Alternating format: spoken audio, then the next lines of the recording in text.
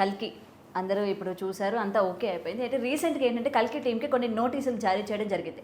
అంటే కల్కి కలియుగం అంతంలోని ఎలా పుడతారు ఏంటన్నది కొంతమందికి తెలుసు. ఈ మూవీ ద్వారా ఏంటంటే మనకి దీపికా పదుకొని కృత్రిమ అంటే ఏంటంటే ఒక మిషన్ ద్వారా లేకపోతే ఇంకా వేరే విధంగా కల్కి పుడతారు అన్నట్టు చూపించారు.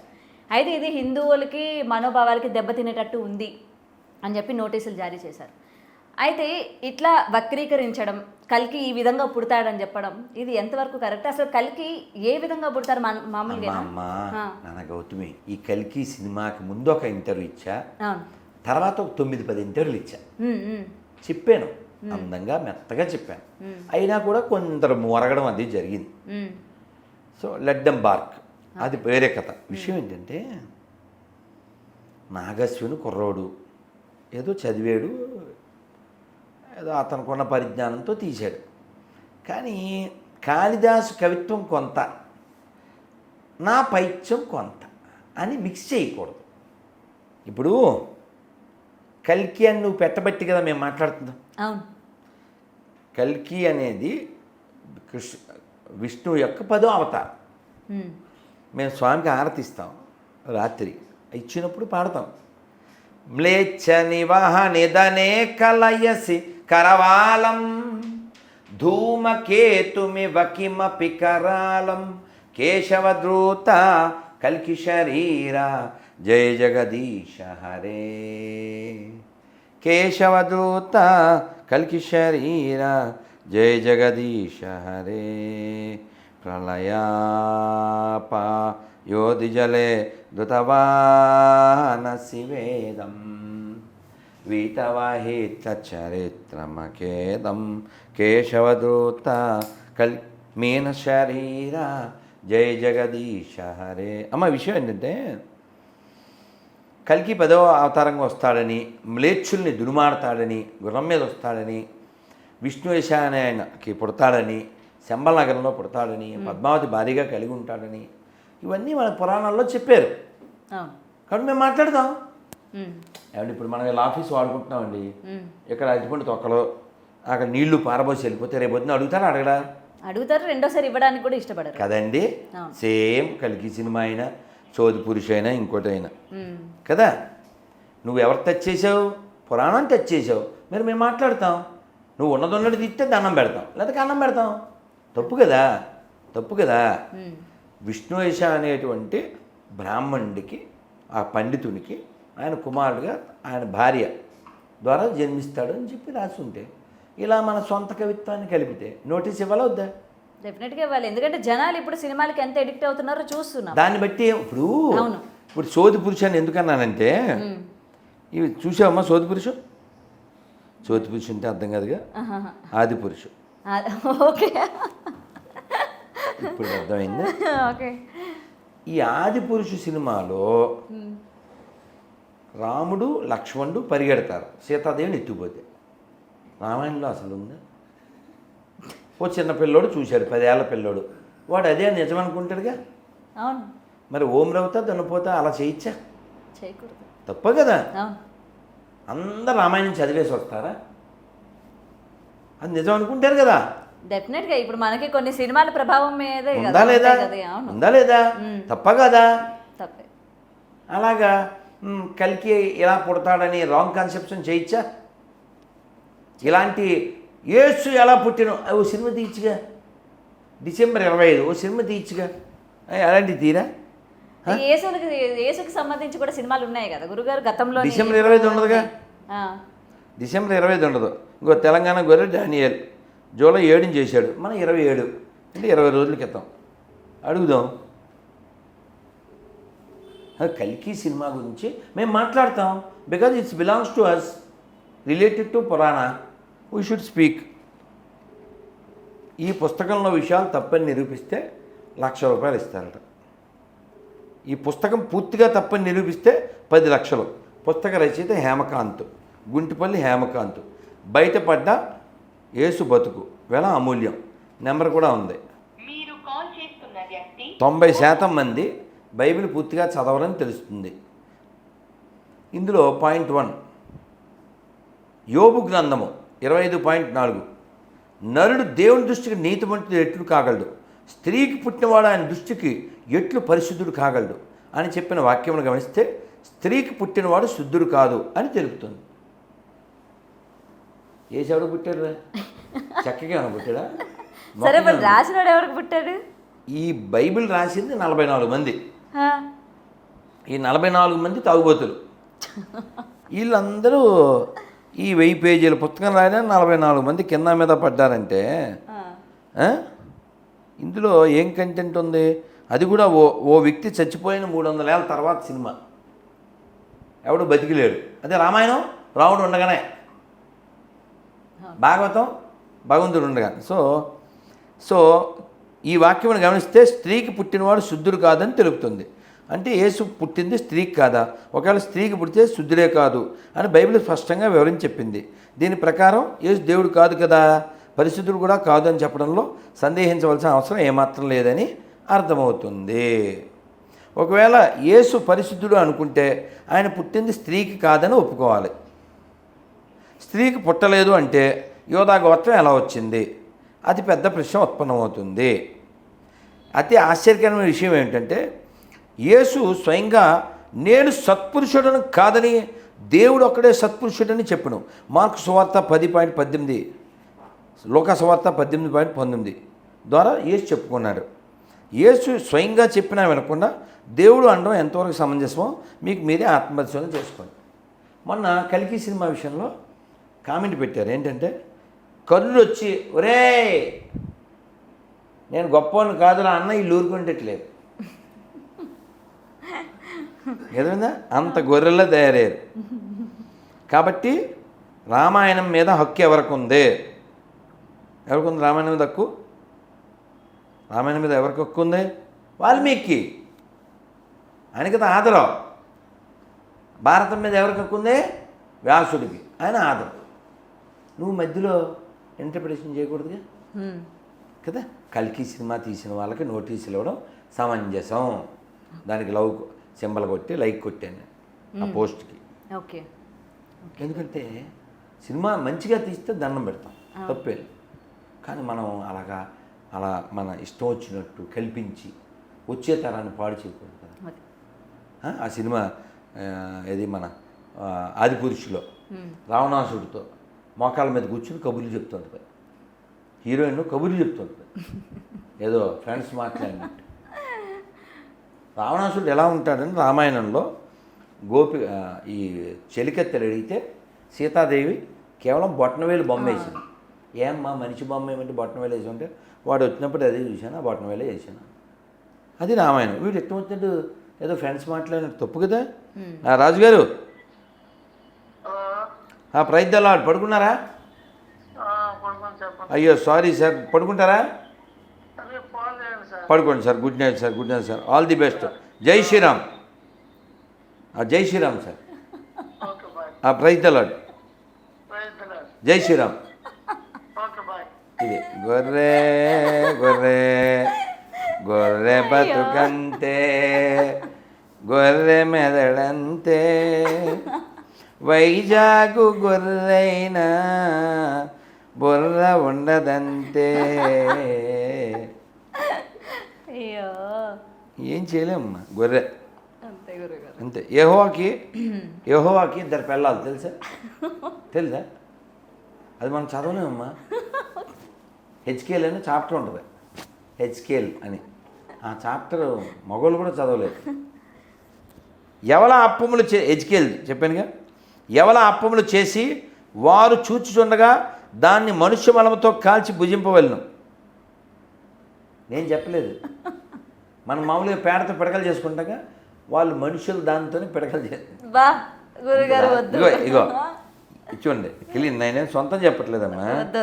హెచ్కేలు 4.12 వివరణ. బార్లీ గింజలతో అప్పాలు చేసి వాళ్ళు చూస్తుండగా దాన్ని మనుషుల పెంటతో కాల్చి తినవలను. అదన్నమాట. ఎవరు లిఫ్ట్ చేయట్లేదు గురుగారు. గిఫ్ట్ ఇస్తానా? ఏమో మరి. లిఫ్ట్ ఇస్తే గిఫ్ట్ ఇస్తామని అంటే బందర్పాపికి చేద్దాం. అనకాపల్లి అయింది బందర్పాపి. మనకు టైం ఇద్దాం, మనం చేస్తాం. వాళ్ళకేమో ఖాళీగా ఉండి 10 సార్లు 20 సార్లు చేస్తే మనం ఎత్తాలంటే అలాగా ఏదో ప్రయాణాలు, ప్రవచనాలు, ఉపవాసాలు, మౌనం ఎన్నో ఉంటాయి. గుంటూరు మంచిపాపి. గొర్రెలన్ హలో రవి గారు, praise the lord. Radhamanohar Das అండి. రవి గారు బాగున్నారా? చాలా బాగున్నామండి. సార్ బిజీగా ఉన్నారా? బిజీగా లేదండి, చెప్పండి. సార్ మీరు ఆ మధ్య చేశారు, నాకు ప్రయాణాల వల్ల కుదరలేదు. సార్ మీరు ఏమన్నా చెప్తారా? నేను ఏమన్నా మాట్లాడినా? అంటే ఏం లేదండి, ఎందుకు నాకు ఫోన్ చేస్తున్నారు? నా నెంబర్ చిచ్చి మీరు చేశారు ఎప్పుడో 10 రోజుల క్రితం, అందుకని చేశాను సార్. అదే నేను 10 రోజుల క్రితం కాదండి, అంతకు ముందు నుంచి మీరు ఫోన్ చేస్తున్నారు. నా బతుకి ఫోనే ఎత్తను, నేను ఫోన్ చేయడానికి నా మొహానికి. మెసేజ్లు ఏమో పెడుతున్నారు. మీరేదో క్వశ్చన్ అడిగి ఉంటారు, లేదా నేను ఏదో క్వశ్చన్ అడిగి ఉంటాను, మీరు చెప్పడానికి చేసి ఉంటారు. మీరు వాట్సాప్లో మెసేజ్లు పెడుతున్నారు. ఎవరిదా నెంబర్ అని మీకు ఫోన్ చేశాను. అచ్చా, మీరు ఏదైనా అడిగేది ఉందా? అడిగేది ఏం లేదండి. ఓకే, పడుకోండి సార్, పడుకోండి. అడిగేదండి, మేము అడిగేది అయితే ఉంది. రైట్. గుంటూరు మంచి పాపి. ఈ పాపుల్లో కూడా మంచి పాపి. అదే అన్నగా పాపు. ఎందులో ఇది? ఎందులో? శతమానం భవతి. అంటే మంచి పాప అంటే అమ్మ బైబిల్ ఎక్కనవాడు అని అర్థం. అచ్చా, బైబిల్ ఎక్కితే ఇంకా ఆ భాష వేరే ఉంటుంది. అదే అదే. ముసలి పాప ఎలమంద 8 సార్లు చేశాడు. ముసలి పాప 8 సార్లు అంటే 88 సార్లు చేస్తాను. అదే పని. ఒకడు ఉన్నాడు, వాడు యుఎస్ నుంచి కుర్రోడు, అది కూడా ప్రైవేట్ నెంబర్ నుంచి చేస్తాడు. 20 సార్లు చూడమ్మా, ఎన్నిసార్లు ప్రైవేట్ నెంబర్ నుంచి? 37 సార్లు ఫోన్ మీద ఫోన్ చేస్తూనే ఉంటాడు. పోనీ ఒరే నువ్వు ఏదైనా మామూలు నెంబర్తో ఫోన్ చేయరా, లొకేషన్ పెడతా అంటే, హలో నమస్తే అండి, నమస్తే అండి, ప్రైజ్ ద లార్డ్. ఎలమంద గారు ఎవరో ఓలేటి లక్ష్మి గారి బ్యాచ్. హలో ఎవరో? బాగున్నాను సార్. ఎలమంద గారు భోజనం అయిందా?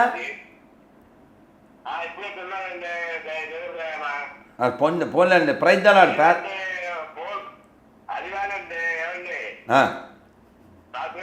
చెప్పండి సార్ ఎలమంద గారు, చెప్పండి సార్. మీరు మా దేవుడిని దూషించకుండా ఉండలేరా? నిద్ర పడుతుందా మీకు? చిచ్చి అసలు దేవుడు ఎవడు ఉన్నాడు సార్? ఎవడు వాడు సార్? వాడి పేరు చెప్పండి. మీ దేవుడు మా దేవుడు అంటూ ఎవడైనా ఉన్నాడా సార్? దేవుడు సార్, మా దేవుడు కూడా ప్రభు, రామచంద్ర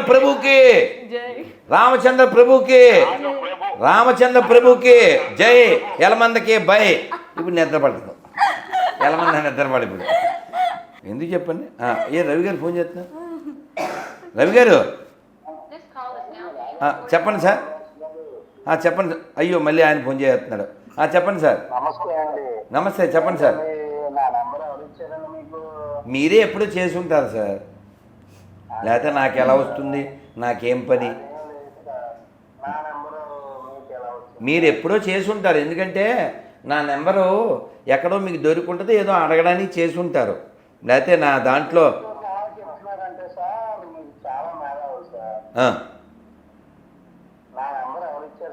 నాకెలా తెలుస్తుంది సార్? బోల్డ్ మంది చేస్తుంటారు. ఇప్పుడు మీరు ఒకసారి లైన్లో ఉండండి, నేను మీకు అర్థమయ్యేలా చెప్తాను. నా కాంటాక్ట్లు 14,000 దాకా ఉన్నాయి సార్. ఒక్క నిమిషం లైన్లో ఉండండి. పిఏ నేను ఇంగ్లీష్లో కొట్టా సార్. ఎన్ని వచ్చినాయి అమ్మా కాంటాక్ట్లు? 330 వచ్చినాయి సార్. ఇంగ్లీష్లో పాపి అని కొడితే, తెలుగులో పిఐ పాపి అని కొట్టా. ఎన్ని వచ్చినాయి సార్ చూడండి. ఒక్క నిమిషం లైన్లో ఉండండి. చూడమ్మా, తెలుగులో కొడితే అంటే ఆయనకి తెలియట్లేదు, ఒక్క నిమిషం పాపం. చూడు ఎన్ని వచ్చినాయమ్మా తెలుగులో కొడితే? 568. ఇలా దాదాపు. మళ్ళీ ఇందులో తెలుగులో GORRE ఎన్ని వచ్చింది చూడమ్మా? 395. సో కాబట్టి ఇలాగా ఎన్ని దాదాపు అన్ని కలిపితే 1,500 దాకా ఉన్నాయి సార్. సో ఆ 1,500 దాంట్లో ఇంక మీది ఒకటి ఎప్పుడో మీరు చేసి ఉంటారు. పోన్లేదు సార్, పడుకోండి. ఏం పడుకుంటాడు? పడుకోవాలి. ఏదైనా గురుగారు అంటే ఎప్పుడు కూడా సనాతన ధర్మం ప్రతి ఒక్కరు పాటించాలి అని మీరు ఎప్పుడు కూడా అందరికీ వచ్చి జ్ఞానోదయం అనుకోవచ్చు అనమాట. అంతే కదమ్మా. అంతేనా? ఇప్పుడు ఉదాహరణకి నీకు మారుతి 800 కారు ఉంది అనుకుందాం. నీకు ఛాన్సు పరిస్థితులు కలిసి వస్తే నెక్స్ట్ లెవెల్ కార్ ఏం తీసుకుంటావు? ఏదో దానికంటే అప్గ్రేడ్, కొంచెం అవును. అంతే కదా, అంతే కదా, కిందకి వెళ్ళరు కదా. అలాగా ఓ మనిషి అంటే మనం ఆదిమ కాలం అనుకుందాం, ఏం తినేవాడు? పళ్ళు.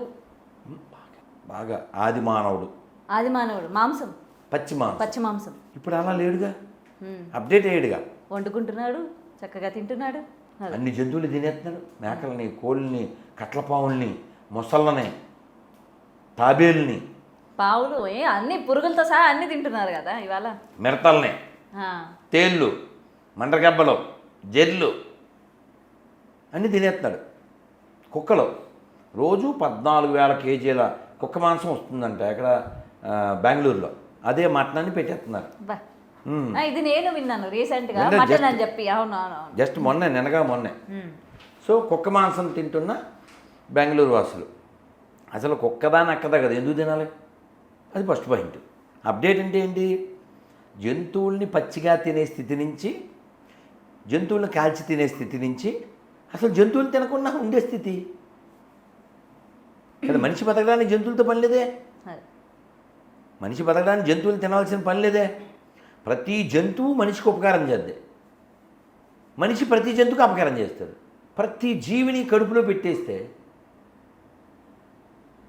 ఖాదర్ వలి గారు ఎంత బాధపడతారో. సృష్టిలో 30% జీవుని కడుపులో పెట్టేశాడు వీడు. లేవంటే అదే. జాతులు 30% అంతరించిపోతున్నాయి కదా, పొట్టలోకి వెళ్ళిపోయినాయి. సో కాబట్టి మనిషి అప్డేట్ అవ్వాలి. కేవలం పుస్తకంలో ఏదో రాసి ఉంది. ఉదాహరణకి నేను లాంగ్ ఎగో నా first video I think so, Jehovah menu అని కొట్టు అవుతుంది. యెహోవా మెను, అందులో ఏ జంతువులు తినాలి, ఏ పక్షులను తినాలి, అవన్నీ క్లియర్గా రాసి ఉంటుంది. అందులో ఒక్క జాంకాయ గురించి ఉండదు, ఒక మ్యాంగో గురించి ఉండదు, ఓ ధాన్యం గురించి ఉండదు. అదే. భగవద్గీతలో ఏం చెప్పారు? పత్రం పుష్పం ఫలంతోయం యోమే భక్త్యా ప్రయచ్చతి తదహం భక్త్యా ఉపహృత అశ్నామి ప్రయతాత్మన. కాబట్టి మనిషి అప్గ్రేడ్ అవ్వాలి. ఈ శరీరం దేనికి నిర్దేశించబడింది? ఈ శరీరం దేనికి నిర్దేశించబడింది? కేవలం ఏదో ప్రతి జంతువుని భుజించడానికి కాదు, భగవంతుడిని భజించడానికి. హలో, నమస్తే అండి. నాన్న జై శ్రీరామ్. ఎవరండి? ఎవరు? నాన్న సంతోషం. కదిరి కృష్ణ ఫోన్ చేస్తే స్విచ్ ఆఫ్ వచ్చింది, మరి ఏం చేయాలి? అంటే వీళ్ళంతా మనకి పుట్టిన వాళ్ళే కదా సార్. వీళ్ళ తాతలు వీళ్ళ తండ్రులు అంతా మంచోళ్ళే సార్. వీళ్ళకి బైబిల్ ఎక్కేలా దిగజారిపోయారు కానీ వాళ్ళు మంచోళ్ళే సార్. వాళ్ళ తాతలు వాళ్ళ తండ్రులు మంచోళ్ళే. బైబిల్ ఎక్కడం వల్లే కదిరి కృష్ణ అలా తయారయ్యాడు తప్ప అతను కూడా మంచోడే. నవ్ ఈజ్ ఏ పేషెంట్ అంతే. మళ్ళీ అతనికి రోగం తగ్గిపోతే మళ్ళీ అతనే భజన చేస్తాడు. చూడండి,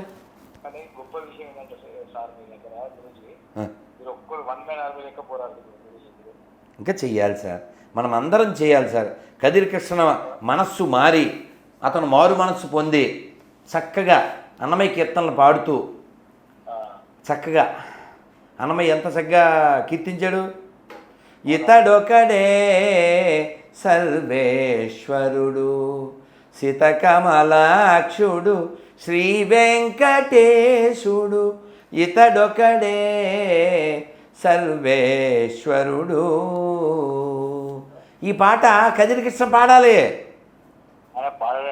ఎందుకు పాట సార్? పాడైన కదిరి పాడైనాడు బైబిలు ముదిరి, బాగుపడతాడు దెబ్బ తగిలితే అదిరి, అతని రోగం కుదిరి దారికొస్తాడు మన కదిరి ధిరి. Okay sir. ఎనీవే అమ్మా, థ్యాంక్ యూ సో మచ్ గురుగారు. సంతోషం. అంటే చాలా నా ప్రశ్నలు అన్నిటికీ కూడా జవాబులు చెప్పారు. అండ్ ఈ కదిరి కృష్ణ మీరు అన్నట్టు డెఫినెట్గా తన తప్పు ఏదో తను తెలుసుకొని ఇంకా ఇటువంటి కదిరి కృష్ణ లాంటి వాళ్ళు పునరావస్తు కాకుండా దేవుడి మీద ఫ్యాషనబుల్గా కానీ లేకపోతే వైరల్ అవ్వాలన్న ఉద్దేశంతో ఇక్కడ కేవలం చేయకుండా ఉండాలి. దేవుడు అని కాదు, హిందూ దేవీ దేవతలను అవమానించడం అంటే ఏం లేదు. ఇప్పుడు నా కోరిక ఏంటంటే అది ఫోన్ ఎత్తుంటే అవును కదిరి కృష్ణ గారి నోటి ద్వారా వెంకటేశ్వర సుప్రభాతం వక్ర భాష్యం విన్నాం. ఈ కదిరి కృష్ణ గారు ఈ పేపర్ చదవాలి, నేను పంపించాను కూడా. ఈ మనుషులు చదవలేని దాన్ని అతను పంపించి, అతను మంచి నాస్తికుడు, అతను మతం లేనివాడు కాబట్టి మీ నోటి ద్వారా బైబిల్ కూడా చదవాలి, అతని నోటి ద్వారా ఖురాన్ కూడా చదవాలి. నువ్వు చదివావు ఖురాన్? ఎవరు చదవడు? ఖురాన్ చదవరు, బైబిల్ చదవరు, తత్త నన్న అంతే. నువ్వే కాదు, అందరితో ఉంటుంది. హుస్సేన్ అయినా అంతే, ఇమానుయేల్ అయినా అంతే, ఎవడు చదవడు. సో ఈ కదిరి కృష్ణ అనే అతను సుప్రభాతం గురించి నోటికొచ్చినట్టు వాగాడు కదా. అలాగే రామాయణం గురించి అతను ఎవరు? కత్తి పద్మారావు, అతను వాగాడు కదా. వీళ్ళందరూ భజన చేసే కాలం వస్తుంది. కత్తి మహేష్ అయినట్టు వాళ్ళు నశించిపోకూడదు. వాళ్ళ హృదయం ఎంత గొప్ప, వాళ్ళకి వారసులు మనం. ఈ నేల ఎంతమంది మహనీయులు పుట్టిన నేల అనేటువంటి స్పృహ వాళ్ళకి రావాలి. ఏదో ముష్టి బైబిల్ కోసం ఎందుకు దిగజారాలమ్మా? ఈ నేల మామూలుదా? ఈ నేల ఏ దేశం ఏగినా ఎందుకు కాలినా పొగడరా నీ తల్లి భూమి భారతం అంటే నువ్వు ఈ దేశంలో తిని ఈ దేశంలోనే దేశాన్ని ధర్మాన్ని తెగిడితే ఎలారా? ఏదో ముష్టి బైబిల్ కోసం ఏమన్నాను? ఒక్క మాట కూడా వెనక్కి తీసుకోను. ఎవరికైనా డౌట్ వస్తే మనుషులు చదవలేని ఈ దరిద్రాన్ని జూమ్ చేసి చూపించగలరు, నోటితో చదవలేం కాబట్టి. ఒక శాంపిల్ కొన్ని ట్రై చేద్దాం. హెచ్కేల్, అమ్మో హెచ్కేల్ అంటేనే బాబోయ్. వద్దు గురుగారు, ఇందాక వినిపించారు కదా మాకు. అమ్మా పేనాలు తీసేస్తున్నారు. అమ్మో ఇది ఏమన్నా అసలు మాట్లాడదామంటే బాబోయ్. ఇది ఒకటే కొంచెం చదవచ్చేమో. 1 కొరింథీయులకు 7:36 అయితే ఒకని కుమార్తెకి ఈడు మించిపోయిన ఎడ్ల ఆమెకు వివాహం చేయవలసిన వచ్చిన ఎడ్ల ఆమెకు వివాహం చేయకపోవడం యోగ్యమైనది కాదని ఒకటి తలచిన ఎడ్లను అతను తన ఇష్టం చొప్పున పెళ్లి చేసుకొని వచ్చును, అందులో పాపం లేదు, ఆమె పెళ్లి చేసుకొని వచ్చును. ఏంట్రా ఇది? ఏమన్నా అర్థమవుతుందా? వివరణ: కూతురికి ఈడు మించిపోయి పెళ్లి కానట్లయితే తండ్రి తన కూతురిని పెళ్లి చేసుకోవచ్చు. పరిశుద్ధ గ్రంథం ప్రకారం అది తప్పు కాదంట. అది అందుకని మనం గొర్రెలు ఏమడుగుతామంటే, ఈ గొర్రె బైబిల్లో ఒక మంచి ఫ్యామిలీ ఉంటే చూపించండి, ఓ మంచి అమ్మ ఉంటే చూపించండి అని అడుగుతాం మనం. వాళ్ళేమో ఎక్కడ అసలు ఫ్యామిలీ ఎక్కడ అమ్మందా దాంట్లో? నువ్వు చూసావమ్మా నువ్వు గొర్రెల పేపర్ ఇచ్చాను నీకు? లేదు గురుగారు. గొర్రెల పేపర్లో నువ్వు అసలు కొన్ని బొమ్మలు కూడా ఉన్నాయి. ఈ నువ్వు అసలు ఈ కాంట్ ఇవన్నీ అసలు మనం మాట్లాడాం. ఇప్పుడు బైబిల్లో హీరో అంటే ఎవరు అనుకుంటున్నావు? నువ్వు చెప్పు చూద్దాం. జీసస్ కదా? అతని హీరో ఏంటమ్మా? CHAVATA. యేసుబాబుని కోసారు, ఊసారు, చేశారు, అవునా? అతని హీరో ఎలా అవుతారు? సాతాన్ మహారాజు. నన్ను నమ్మని వాడు ఎవడైనా మెడకు బండ కట్టి సముద్రంలో పడవేయడి అన్నాడు, తెలుసా? ఎవరు? యేసుబాబు. సాతాన్ అలా ఏం చెప్పలేదు, తెలుసా? సాతాన్ మహారాజ్కి జై. సాతాను ఎవరి చెడు కోరుకోలే. ఇప్పుడు బట్టలు కట్టుకోవద్దు, బట్టలు లేకుండా తిరగమని ఎవరు చెప్పారు? యెహోవా చెప్పాడు. మీ జ్ఞాన ఫలము తినుడి అని ఎవరు చెప్పారు? సాతాన్ మహారాజ్ చెప్పాడు. ఆ తర్వాత వాళ్ళకి జ్ఞానం కలిగి వాళ్ళు బట్టలు వేసుకున్నారు. ఏమంటే బట్టలు వేసుకోమని చెప్పినోడు హీరోయా, బట్టలు లేకుండా తిరగమన్నాడు హీరోయా? వేసుకోమన్నోటే కదా. అందుకే సాతాన్ మహారాజ్కి జై. దేవుడు మట్టితో మగ మనిషిని చేసి దాని ముక్కు ద్వారా ప్రాణం ఊదినం, అది ఆదాం అనేవాడిగా మారినం. తర్వాత ఆదాం పక్కటెముక నుంచి దేవుడు స్త్రీని తయారు చేసిను, ఆమెను అవ్వ అన్నను. ఆ తర్వాత వీరిద్దరికి ఈడెనను పలవృక్షంతో అలరాలు తోటనిచ్చాను. ఎక్కడి నుంచి పుట్టించాడు? ఒక మనిషిని పుట్టించి వాడిలోని స్త్రీని పుట్టించాడు. ఈ అబ్రహాం తెలుసా మీకు? వీటిని అబ్రహామిక్ రిలిజియన్స్ అంటారు, తెలుసమ్మా? 3 ఉన్నాయి కదమ్మా. ఈ యూదులది, ఇస్లాము, క్రైస్తవం, ఈ 3 ఏమంటారు? అబ్రహామిక్ రిలిజియన్ అంటారు. తెలీదా మీకు? ఈ అబ్రహాంకి ఓ భార్య ఉంది. ఈ భార్యని తీసుకుని అతను వేరే దేశం వెళ్తాడు. వెళ్తే ఎవరు ఈవిడ అని అడుగుతాడు. అక్కడ రాజు ఏమని చెప్పాలి? వీడు భార్యని చెప్పాలా? చెప్పడు. భార్యని చెప్పడు, చెల్లెని చెప్తాడు. ఆ రాజు దాన్ని తీసేసుకుంటాడు. పెళ్ళాన్ని చెల్లిని చెప్తాడు. అది ఎవరన్నా చెప్తారా? పోన్లండి సార్ రవి గారు ఏదో పాప ఆయన ఏదో మాట్లాడుకుంటున్నారు సార్, మీలో మీరు మాట్లాడుకోకండి సార్, రాత్రిపూట పడుకోండి సార్ అని మాట్లాడుకుంటున్నాడు అక్కడ. అవా మాట్లాడుకున్నాడు.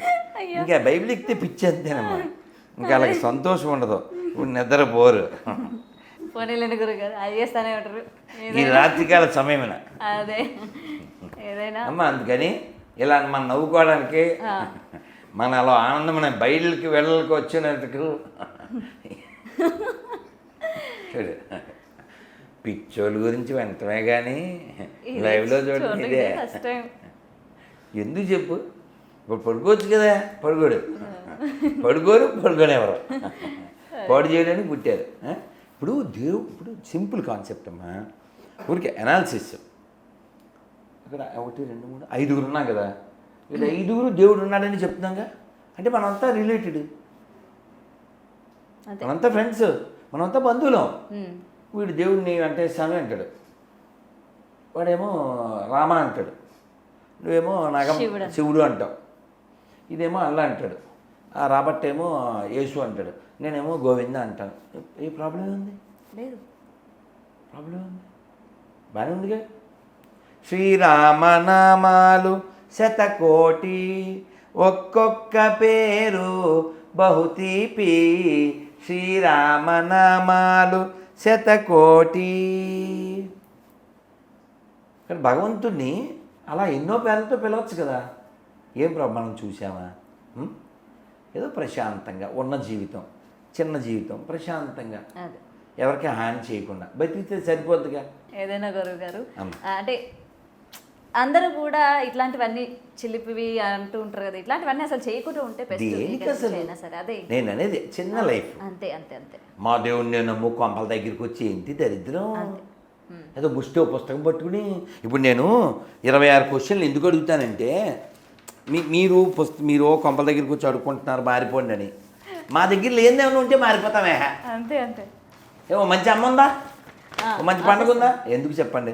అందుకని సర్వే జన సుఖినో భవంతు అని చెప్పేటువంటి సనాతన ధర్మం ప్రపంచమంతా ఎప్పుడో ఒకప్పుడు ఉండేది, ఇప్పటికీ దాని రుజువులు ఉన్నాయి.